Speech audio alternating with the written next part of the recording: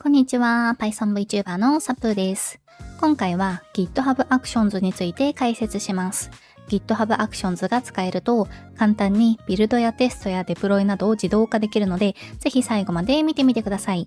このチャンネルは Python やプログラミングに関する情報を発信しているので、チャンネル登録よろしくお願いします。またメンバーシップ会員しか見れない動画、ライブ、Discord もあるので、よければメンバーシップのご検討もよろしくお願いします。まず GitHub Actions とは何かについて説明します。GitHub Actions は GitHub が提供するワークフローを自動化する仕組みです。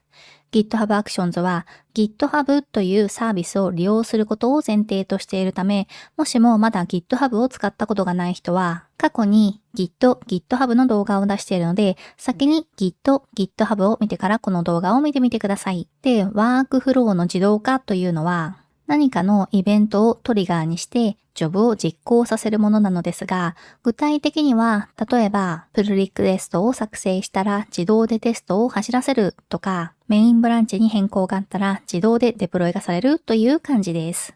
GitHub Actions はいろいろな使い方ができますが、CI/CD を実現するために使われることが多いです。CI とは、継続的インテグレーションといって、開発者が変更を統合するたびに自動でビルドとテストを走らせることです。そして CD とは継続的デリバリーといって開発したコードを運用環境へ展開する準備を自動で完了させるための仕組みのことです。CI/CD のメリットは自動化による開発の効率化やテストを必ず動かすことによるソフトウェアの品質の向上や手動でのリリース準備をしないことによるリリースの安全性向上などがあります。そしてこういったことを GitHub 上で行うことができるのが GitHub Actions です。そのため普段コードを GitHub のリポジトリで管理しているプロジェクトで CI/CD を実現しようと思ったとき GitHub Actions を利用することは有力な選択肢の一つですね。また GitHub Actions の料金ですが、パブリックリポジトリに対して GitHub Actions を使うケースでは、基本的には無料です。ただ、プライベートリポジトリに対して GitHub Actions を使うケースでは、一定の無料枠が設けられていますが、それを超えると有料です。料金は、使用時間や実行環境の OS の種類などに応じて変わるので注意してください。料金体系について説明してある GitHub の公式ページの URL は概要欄に貼っておきますね。次に GitHub Actions の大まかな考え方について説明します。まず GitHub Actions を使って動かす一連の処理を一つのワークフローという単位でまとめます。次にトリガーとなるイベントを指定します。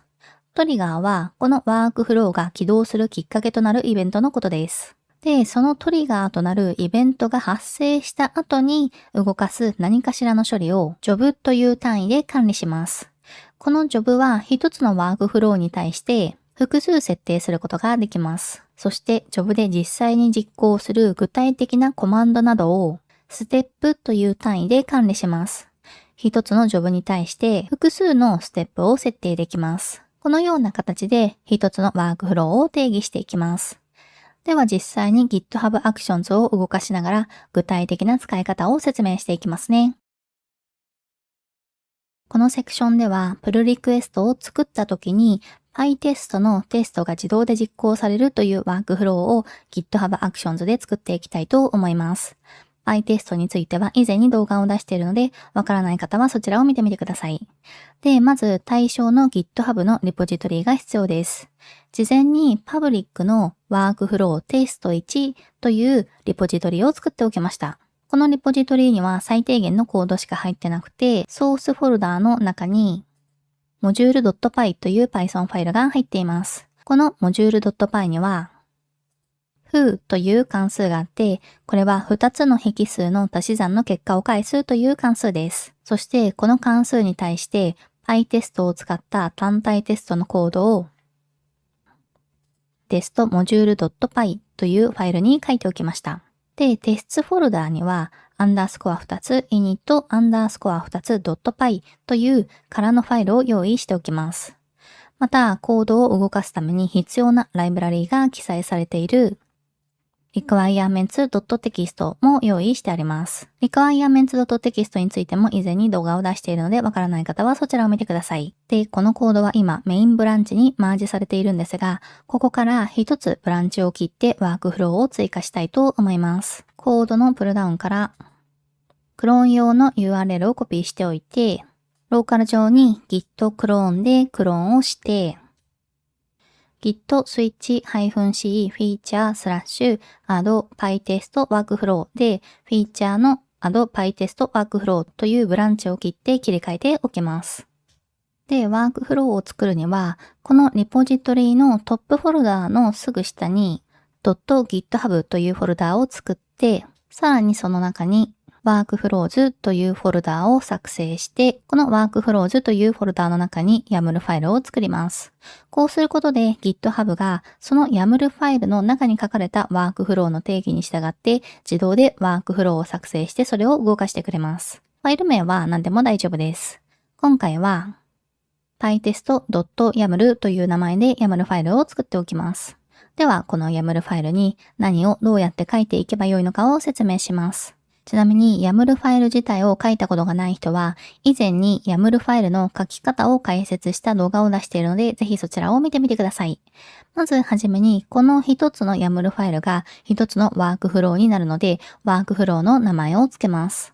ネーム、コロンと書いて、その後ろに半角スペースを空けたら、このワークフローの名前を書きます。今回は runPyTest という名前にしておきます。次にトリガーを設定します。トリガーとはこのワークフローが動く原因となるイベントのことでしたよね。トリガーを指定するには on コロンと書きます。で、今回はメインブランチに対するプルリクエストが作成された時というのをトリガーにしようと思います。なので、次の行に一つインデントを下げて、プルリクエストコロンと書きます。そして一つ下の行にさらにインデントを下げて、ブランチーズと書いて、どのブランチに対するプルリクエストなのかを指定します。ここで各括弧ダブルコートに囲まれたメインを指定することで、メインブランチに対するプルリクエストということを指定できます。複数ある場合はカンマで区切って複数指定できます。トリガーとしてよく使われるものは、このプルリクエストと、あとはプッシュが多いです。プッシュも同様の書き方で、どのブランチにプッシュした時かということが指定できます。また、定期的に動かすためのスケジュールというものも用意されています。スケジュールコロンと書いて、開業してインデントを一つ下げて、ハイフン空論コロンと書いて、その後ろに空論の形式で、どのタイミングでこのワークフローを実行するか定義します。空論の時間指定は5つの値によって定義されて、左から半角スペース区切りで、分、時、日、月、曜日です。その部分にアスタリスクが書かれていたら、すべてのという意味で、数値が書かれていれば、その数値に合致するタイミングで実行されます。つまり、もしも分の部分に10、それ以外はすべてアスタリスクなら、毎時10分に実行するというものを意味して、もしも分のところに10、時間のところに12、それ以外がすべてアスタリスクなら、毎日12時10分に実行するという意味です。曜日は数値0が日曜日、1が月曜日と順々に対応して7が土曜日という意味です。空論形式での指定の場合は、その記述をダブルコートで囲んで設定しておきます。ただ、この定期実行ちょっとだけ注意が必要なんですが、定期実行の場合、実は GitHub 側のコンピューターリソースが足りないと時々起動しないケースがあって、しかも今の仕様として起動しなくてもそのことがログにもエラーにも出なくて少し扱いづらいので、重要な定期実行用のジョブは GitHub Actions 以外のサービスを使うことを検討した方が良いかもしれません。次にどんな処理を行うのか、ジョブを設定していきます。ジョブスコロンと書いて、この中にジョブを動かす環境やステップを書いていきます。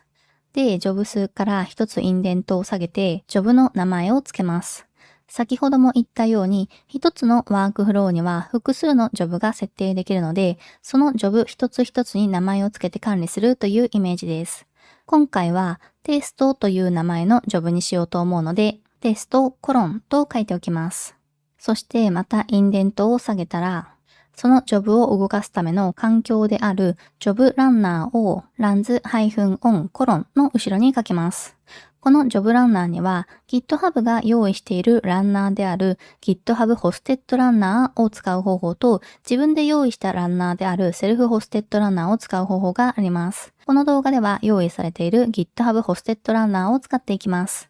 ランナーは Linux 環境の場合 Ubuntu が用意されていてランズ -on コロンの後ろにUbuntu-latest と書くことで最新の Ubuntu の LTS 版をジョブの実行環境に指定したこととなります。今回はこの Ubuntu-latest にしておきましょう。また他の OS を指定することもできて Windows の場合は Windows-latest、Mac の場合は MacOS-latest と書くこともできるし、それぞれバージョンを指定した方法などもあるので必要に応じて適切な OS を指定してください。で、次に実際にジョブの中で動かすステップを指定していきます。なので、ジョブの名前の記載よりも一つインデントが下がっている状態で、ステップスコロンと書いて、さらにインデントを一つ下げて、半角スペース、ネームコロンで、ステップの名前を書いて、実際に実行するコマンドを書いていきます。で、今回やりたいことは、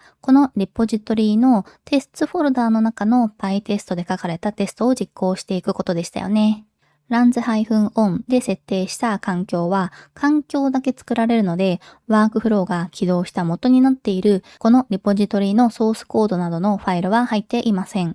なので最初のステップとしてテストを実行する前にリポジトリのファイルをチェックアウトします。なので今回のこのステップの名前はチェックアウトリポジトリとしておきます。そしてこのリポジトリ自体をランナーの環境にチェックアウトするには GitHub が公式に提供しているアクションと呼ばれるものの一つ、チェックアウトを使います。イメージとして Python で言うところの外部モジュールみたいなものだと思ってください。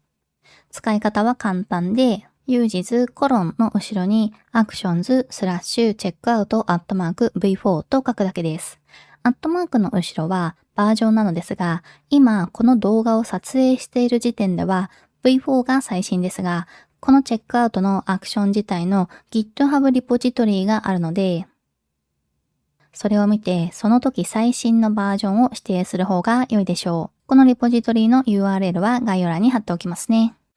これでランナーの環境にこのリポジトリ自体がチェックアウトされます。これが一つのステップです。で、次に必要なのは Python 環境ですね。もともと GitHub Actions の Ubuntu のランナーには Python がインストールされていますが、特定のバージョンを指定した形で Python の環境をセットアップしておいた方が良いでしょう。なので、また別のステップを指定するために、-name コロンと書き、この後ろにステップ名を書きます。今回は setup-python と書いておきます。Python の環境も GitHub が公式に提供しているアクションがあります。なので uses の後ろに actions/setup-python@v5 と書いておきます。また with コロンと書いて一つインデントを下げて python-version コロンと書いてその後ろに Python のバージョンを書くことでバージョンの指定ができます。今回は 3.13 を指定しておきます。この with はアクションに引数を渡したいときに使います。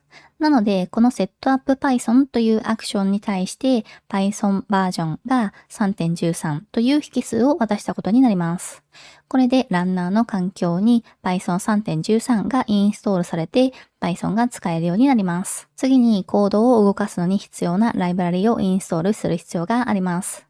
また別のステップを指定するために-name コロンと書き、この後ろにステップ名を書きます。今回は install dependencies と書いておきます。そして今回は requirements.txt に必要なライブラリを書いておいたので、コマンドラインツール上で pip install-r requirements.txt というコマンドを実行すれば良いですよね。なので run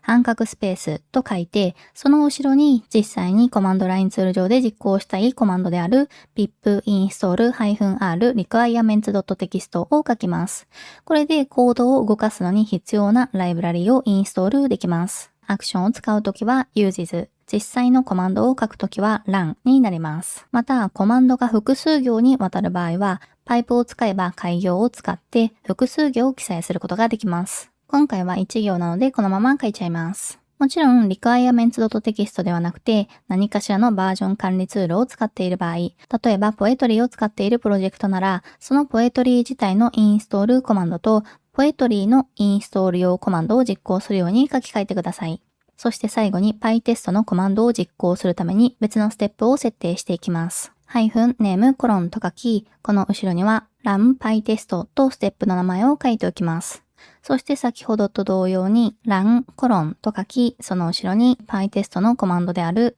PyTest と書きます。これで GitHub Actions のワークフローの定義ができました。では、これをリモートへプッシュします。Git add して、Git commit をして、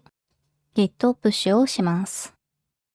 これでリモート上にフィーチャーの add PyTest workflow というブランチができました。では、いよいよこのブランチをメインにマージするためにプルリクエストを作ってみます。先ほどのYAMLにメインブランチへのプルリクエスト作成によってワークフローが動くようにトリガーを定義しておいたので、プルリク作成でワークフローが動くはずです。この GitHub のリポジトリのプルリクエストのタブから New プルリクエストのボタンを押して、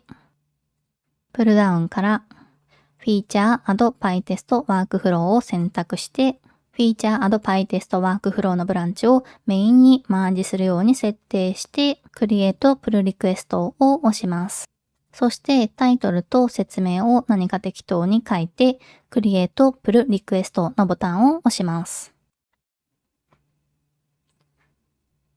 そうすると、こんな風に茶色のマークが出てきて、チェックを行っていますよっていう表示が出てきます。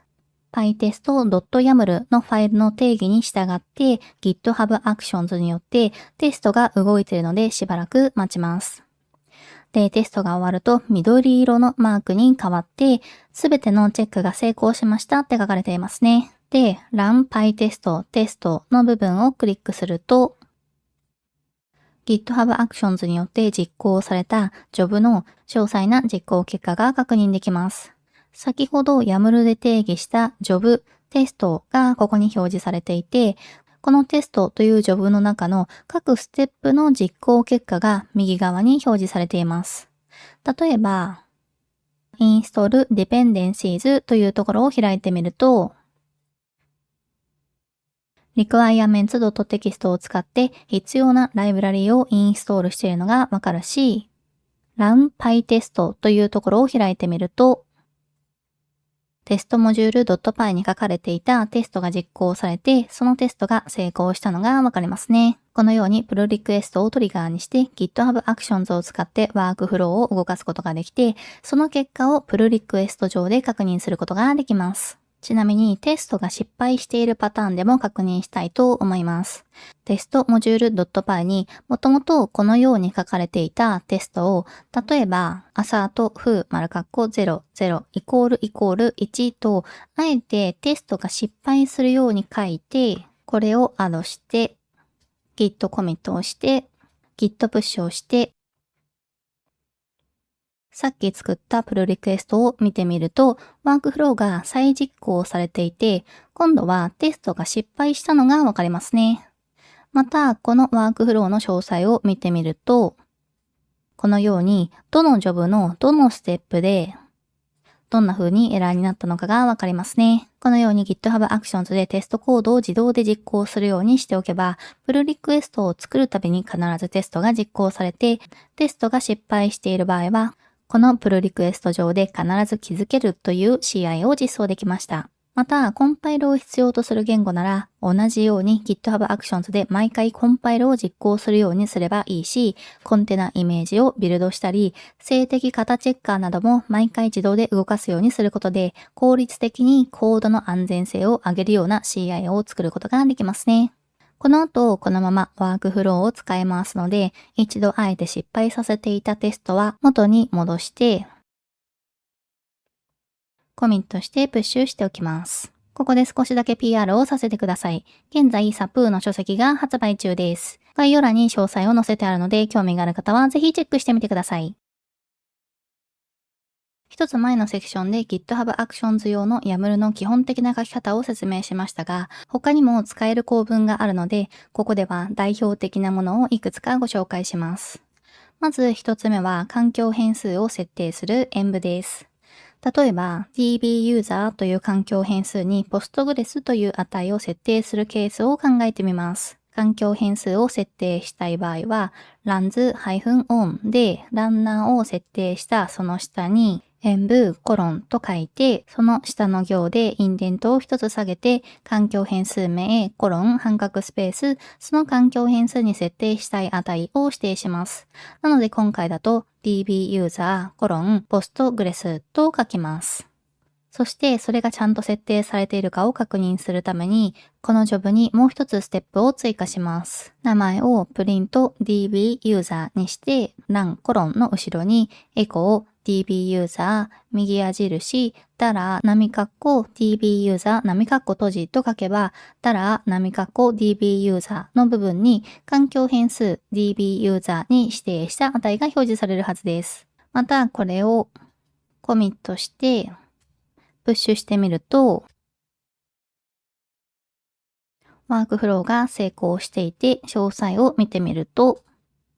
プリント dbuser の部分を開いてみると、ちゃんとこの dbuser に設定した Postgres という値が表示されていて、このランナーに環境変数を設定できたのがわかりますね。ただ、秘匿性の高い変数、例えば何かの API キーや認証用の情報などは YAML ファイルに直接書くのはセキュリティ的には良くないですよね。そういう時は GitHub の Secret というのを使います。これを使えば直接 YAML に秘匿性の高い情報を記載しなくてもワークフローの中で値を呼び出すことができます。どうやって設定するのかというと、GitHub の対象のレポジトリの Web ページを開いたら、Settings というタブをクリックして、左のメニューバーの Secrets and Variables というところを開いて、Actions というところをクリックします。そうすると、Secrets のタブのところに、Environment Secrets と Repository Secrets というものが設定できます。レポジトリシークレッツはレポジトリ全体で使用できるもので、エンバイロメントシークレッツは本番、ステージングなど環境ごとに分けて使用できるものです。では、レポジトリシークレッツを実際に使ってみましょう。この New Repository Secrets というボタンをクリックして、変数名とその値を設定します。例えば、SubAPI key という変数名にして、値を何か適当に A, B, C, D, E, F, G としておきます。これで Add Secret のボタンを押してシークレットを登録しておきます。そして YAML ファイルの中では、たら二重の波括弧 secrets.secret の名前二重の波括弧でシークレットに設定した値が使用できます。なので、もしも仮にさっき設定した SubAPI key というシークレットをエコーで表示するといったステップを定義しようと思うと、このように書くことができるということです。ただし、シークレットの値はこのようにエコーなどで出力しようと思っても、アスタリスクでマスクされるので、実際にこれを動かしてもシークレットに設定されている値は表示されません。あくまでイメージとして、こういう形でシークレットに設定した値にアクセスできるんだということをご理解いただけたらと思います。また、先ほど Settings の Secrets and Variables の Actions のページに、シークレットじゃなくて Variables というものもあり、これも基本的な機能は同じなのですが、こちらは秘匿性が高いわけじゃないけど、YAML ファイルじゃなくてここでまとめて管理したい時など、例えば定数や環境設定で使うような値を設定するのに使ったりします。YAML ファイル上でのアクセスの仕方は、先ほどの Secrets だった部分を bars と書けば OK です。二つ目にご紹介したいのが if 文です。if 文を使うことである条件が満たされた時だけこのステップを実行するといったことができるようになります。使い方は簡単で、ステップの名前を記述した一つ下の行に if コロン条件を書き、その下に欄や uses を書きます。条件でよく使われるものとしては failure や cancelled や always があります。これは一つ前のステップが失敗した場合という条件、ワークフローがキャンセルされた場合という条件、無条件で実行という条件になります。通常は前のステップが失敗すると後続のステップは動かないのですが、if failure を使ってあえて失敗した後に文字を表示させるようにしてみたいと思います。例えば、また、PyTest が失敗するようにテストモジュール .py を変更して、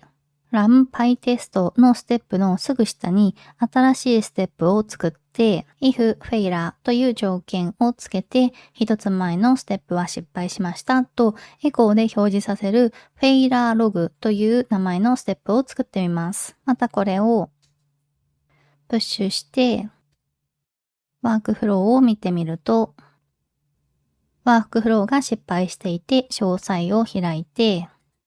run PyTest が失敗しているのがわかりますが、その後のフェイラーログを開いてみると、フェイラーログのステップは実行されていて、一つ前のステップは失敗しましたと表示されていますね。またテストモジュール .py は元に戻しておきます。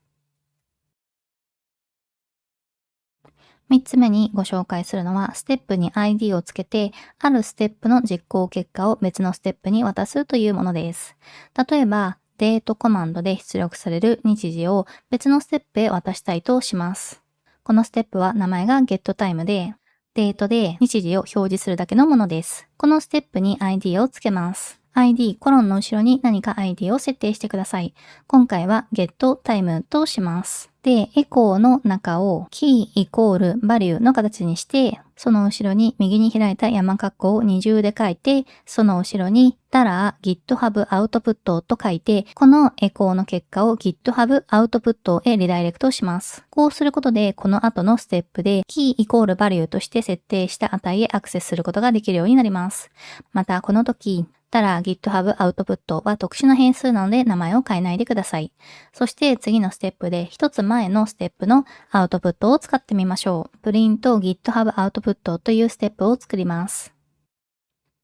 エコーコマンドで一つ前のステップの出力は〇〇ですと前のステップのアウトプットを出力してみようと思います。エコーコマンドで埋め込みたい部分に波括弧20を書いたら中に steps.id 名 .outputs.key 名と書きます。これで指定した ID の GitHub Output へ渡したこのキーとして設定したバリューをここに埋め込むことができます。では実際にコミットして、プッシュして、プルリクの実行結果の詳細を開いて、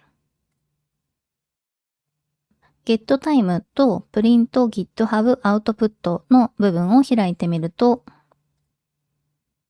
このように getTime のステップで設定した値を print GitHub Output のステップへ渡せていることがわかりますね。この機能は、例えばテストの実行結果を Slack で通知するといったような特定のステップの結果を他のステップで使いたいようなケースで使うと便利ですね。最後にデプロイを自動化する実演をしたいと思います。今回デプロイには Cloud Run という Google Cloud のサービスを使います。つまり GitHub Actions と Cloud Run を使ってデプロイの自動化を実現するということです。ここではすでに Cloud Run で API の初回のデプロイがしてある状態から説明します。つまりその API のコードに変更があると自動でその変更がデプロイされて反映されるようにするというイメージです。クラウドランについては以前に動画を出していて API のデプロイ自体は過去の動画のものと全く同じなのでもしも一緒に手を動かしながらこの動画を見ている方は過去の動画の4分36秒から23分までを真似して API をデプロイしておいてください。で、この API のソースコードはどんなものなのかというと、まず main.py というファイルには、ルートにアクセスすると、サプーンの API だよと返すだけの API が用意されています。Web フレームワークはフラスクを使っています。で、requirements.txt には、フラスクとグニコーンをインストールするように書いてあります。そして Docker ファイルにはベースのイメージを Python 3.10 にスリムにしてスラッシュアップというディレクトリに移動して requirements.txt をコンテナ内にコピーしてライブラリをインストールしてそれ以外のコードもすべてコンテナ内にコピーしてグニコンを使ってフラスクの Web アプリを起動するという定義を書いておきました。これらのファイルを元に Docker のイメージを作成して、Google クラウドのアーティファクトレジストリにイメージをプッシュして、そのイメージを元にクラウドランにデプロイしたサービスがあります。このサービスの URL をコピーして、Web ブラウザーでこの URL にアクセスしてみると、SAP の API だよというリクエストが返ってきて、API がデプロイできているのがわかりますね。また、この時アーティファクトレジストリを表示させたら、対象のリポジトリにチェックを入れて、設定の手順をクリックすると、このようなコマンドが表示されるので、これをコピーしてメモをしておいてください。また、このリポジトリのパッケージのページでパスもコピーしておいてください。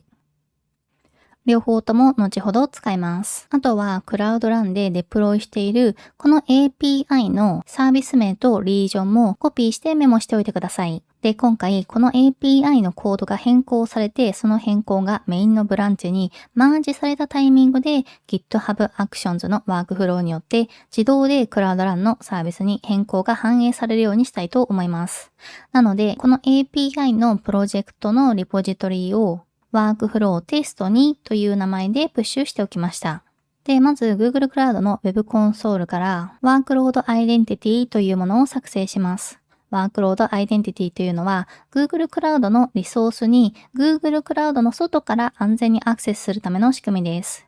ワークロードアイデンティティは本番環境や開発環境を分けて管理するためのプールというものを使う必要があります。そのため、まずプールを作ります。Google クラウドの Web コンソールの検索バーから、ワークロードアイデンティティと入力して、ワークロードアイデンティティ連携というものを開きます。で、このような画面が表示されて、開始のボタンを押してプールを作成します。そうするとこのような画面が表示されるので、必要な情報を入力していきます。まず、このプールの名前を設定します。今回はプロットプールとしておきますね。で、続行を押して、今度はプロバイダーの選択で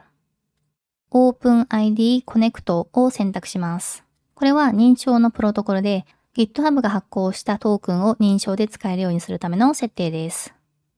そして、プロバイダー名とプロバイダー ID を何か適当につけます。今回は GitHub 用のプロバイダーなので、両方 GitHub プロバイダーとしておきます。そして、発行元の URL を https://token.actions.githabusercontent.com としておきます。そしてその下に、デフォルトのオーディエンスと書いてある場所があるんですが、この値をコピーしてメモをしておいてください。で、続行を押すと、プロバイダーの属性を構成するというのが表示されるんですが、ここにうっすら google.subject と書かれているかと思います。この右側に assertion.sub と書いてください。で、さらにマッピングの追加というボタンを押して、左側に attribute.repository右側に assertion.repository と書いてください。これは GitHub から送られてきたトークンを Google クラウドで使うために名前を付け直す設定で、一つ目はトークンの中のサブを google.subject という名前に付け直す設定で、二つ目はレポジトリを attribute.repository という名前に付け直すという設定です。そして属性条件のところにある条件の追加というボタンを押します。ここでどのレポジトリ、どの組織から来たトークンだけを受け入れるのかという条件を記述します。なので、attribute.repository と書いたら、自分の対象のレポジトリ名を記載して、そのレポジトリ名をダブルコートで囲みます。なので、今回だと、GitHub のさっきのレポジトリ名 python-vtuber-sap/workflow-test-2 という名前をダブルコートで囲んでおいて、これで保存というボタンを押します。で、しばらくするとプールが作成できます。作成したプールの詳細画面に I am principal と書かれている部分があるので、これをコピーしてメモしておいてください。次にサービスアカウントを作成して権限を付与します。検索バーに I am と入力して I am を選択します。左のメニューバーからサービスアカウントをクリックして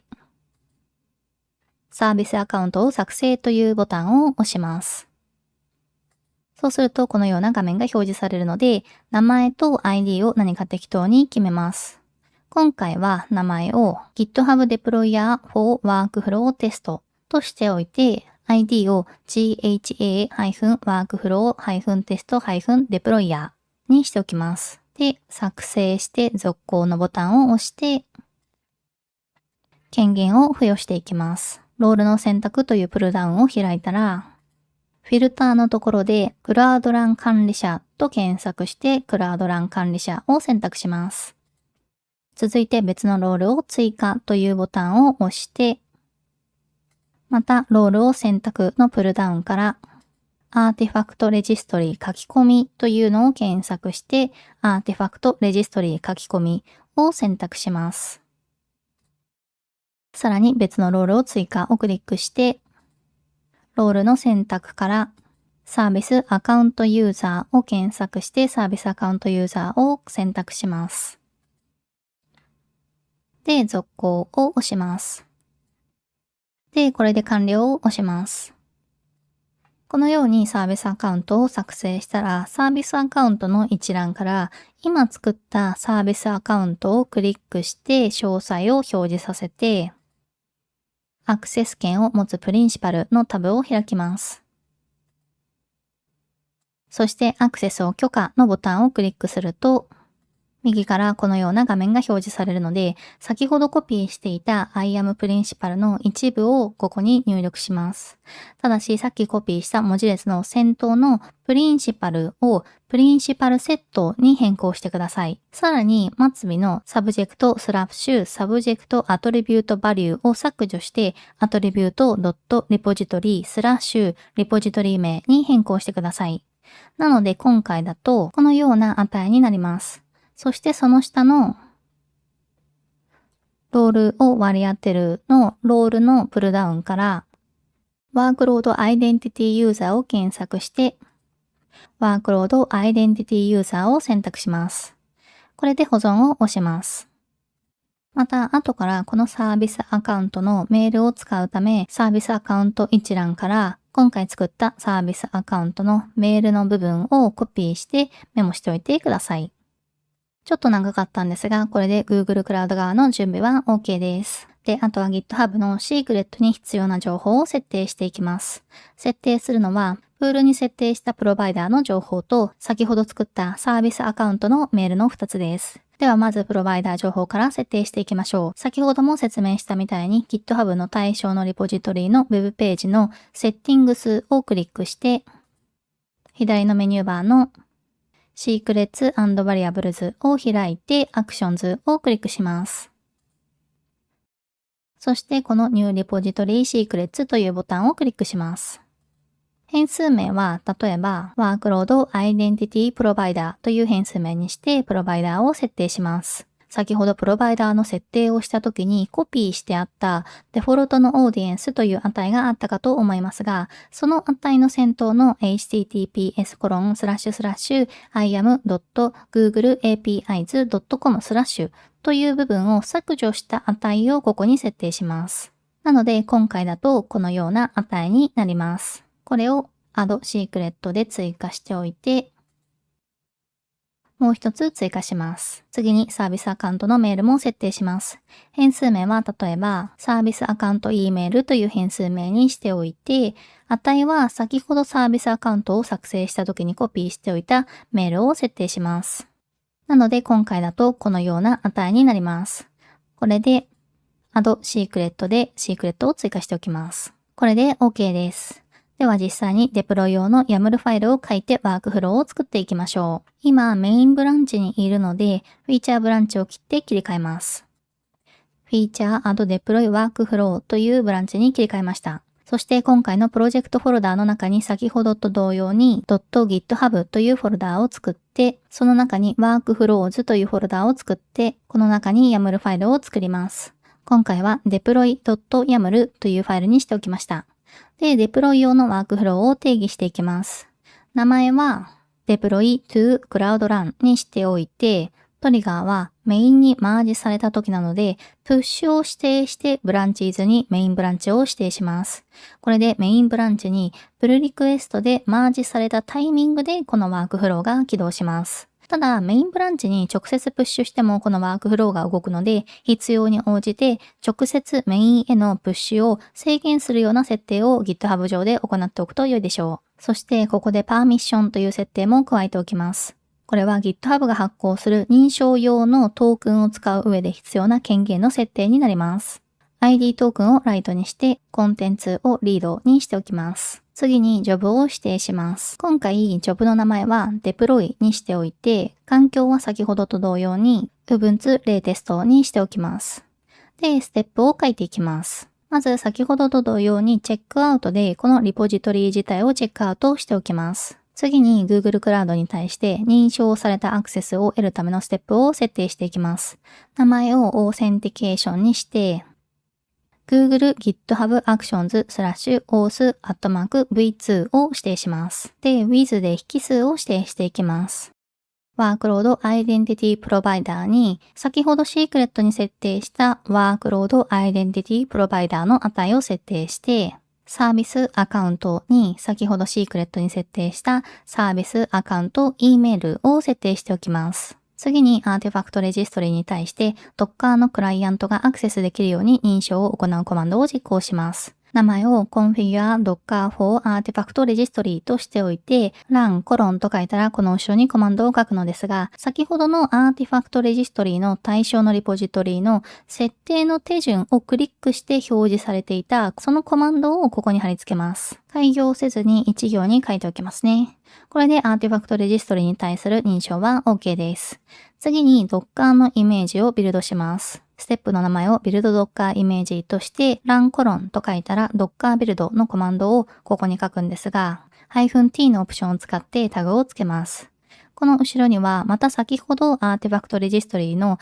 対象のリポジトリのページでこのパスをコピーしておいてねっていったそのパスを貼り付けます。そしてこの一番後ろに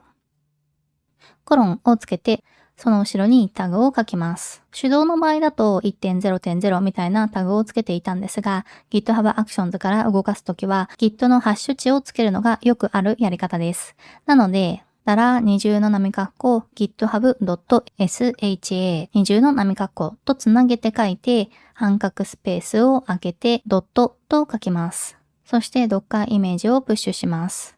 名前をプッシュ Docker イメージとしてrun コロンと書いたら、Docker プッシュコマンドを書きます。イメージは上のコマンドに書いた通りなので、これをコピーして、Docker プッシュの後ろに貼り付ければ OK です。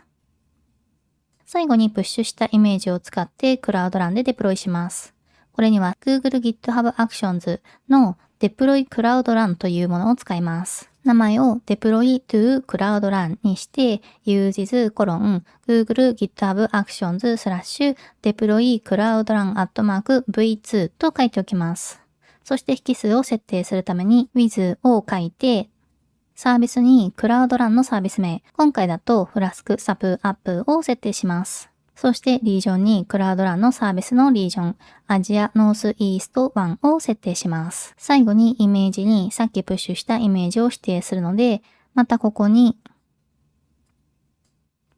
このイメージを貼り付けます。これでプッシュしたイメージがクラウドランのサービスにデプロイされます。あとは API が返す値も変更しておきましょう。今、クラウドランでデプロイされている API は SAP の API だよという値を返していましたが、これを自動デプロイされた SAP の API だよと変更しておきます。これで Git アドして、Git コミットして、Git をプッシュします。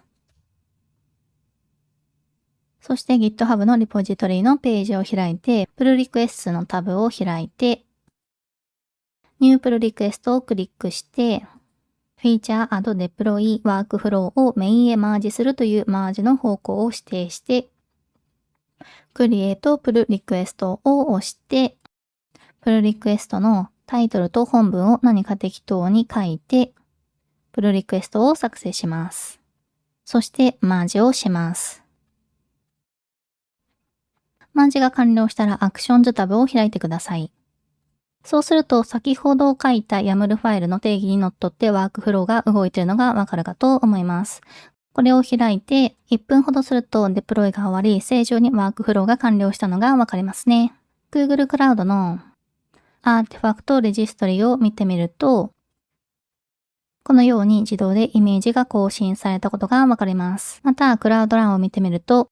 最終デプロイ日が1分前になっていますね。そして先ほど Web ブラウザーで確認した API からのレスポンスですが、また全く同じエントリーポイントへリクエストを送り、レスポンスを確認するために、この更新ボタンを押してみると、